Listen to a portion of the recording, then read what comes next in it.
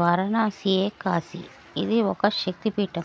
ఈ క్షేత్రంలో గంగా నది, వారణాసి అనే నదులు సంగమిస్తాయి. భారతీయులు పరమ పవిత్రమైనగా భావించి దివ్య క్షేత్రం కాశీ. కాశీ అంటే కాంతి, వెలుగు, తేజస్సు అని అర్థం. అష్టాదశ శక్తిపీఠాల్లో ఒకటైన మహాశక్తిపీఠం విశాలాక్ష్మి శక్తిపీఠం అందే కలదు.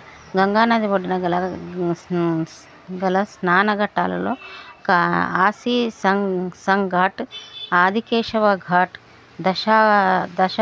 దశాశ్వమైన ఘాట్, పంచగంగా ఘాట్, మణికర్ణికా ఘాట్ అనే 5 ఘాట్లు ప్రధానమైనవి.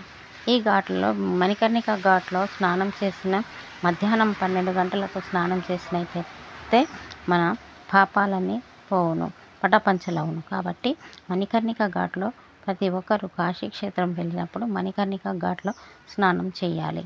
మరియు అచ్చటనే అన్నపూర్ణాదేవి, కాశీ విశాలాక్ష్మి వీళ్ళందరూ ఉన్నారు. టెంపుల్ ఉంది కాబట్టి దర్శించుకోవాలను. కాశీలో శ్మశాన్ ఘాట్ అనేది అతి పవిత్రమైనది.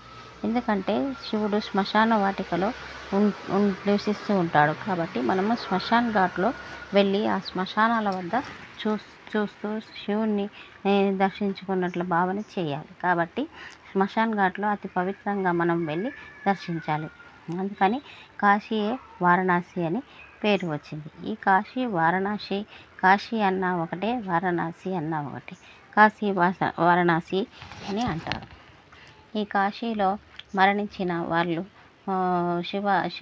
శివుడి వద్దకు వెళ్తారని అందరి నమ్మకం. కాబట్టి కాశీ వారణాసి. జై శివ.